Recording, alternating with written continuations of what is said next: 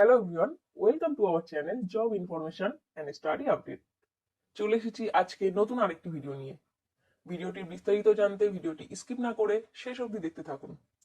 আর এইরকম আরো ভিডিও পেতে আমার চ্যানেলটিকে অবশ্যই সাবস্ক্রাইব করুন, পাশে থাকা বেল আইকনটি অবশ্যই প্রেস করুন ভিডিও নোটিফিকেশন সবার আগে আপনার কাছে পাওয়ার জন্য। চলুন শুরু করা যাক আজকের ভিডিও। ডিএলএড 21-23 সেশনের রেজিস্ট্রেশন কবে হবে?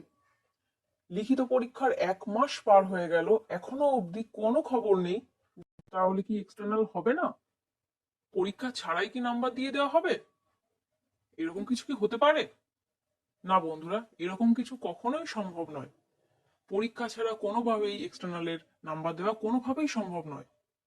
ইতিমধ্যেই তোমরা জানো যে তোমাদের ইন্টারনালের নাম্বার কলেজের তরফ থেকে পাঠিয়ে দেওয়া হয়েছে এবং খাতা দেখার প্রক্রিয়া ইতিমধ্যেই শুরু হয়েছে, আর কিছুদিনের মধ্যেই খাতা দেখা শেষও হয়ে যাবে।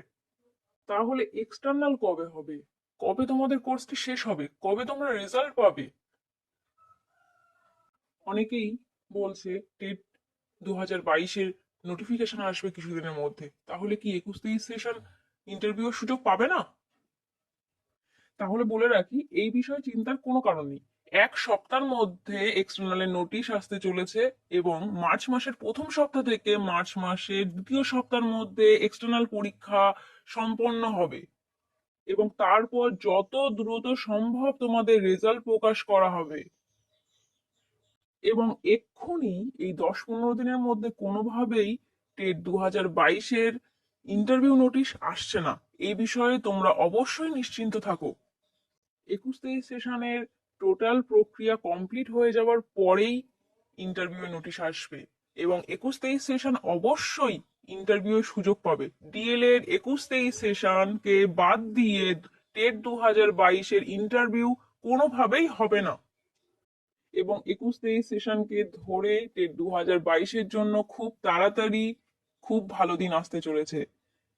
বিপুল সংখ্যক শূন্য পদের আবেদন থাকবে এবং আশা করা যায় সকলেই তাদের যোগ্যতা অনুযায়ী এই জবটি পাবে।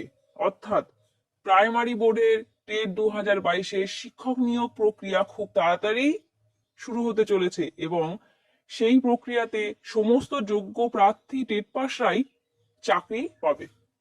ভিডিওটি ভালো লাগলে অবশ্যই লাইক করুন এবং বন্ধুদের সঙ্গে শেয়ার করুন এবং এই ধরনের আরো ভিডিও পেতে আমার চ্যানেলটিকে অবশ্যই সাবস্ক্রাইব করুন। ধন্যবাদ।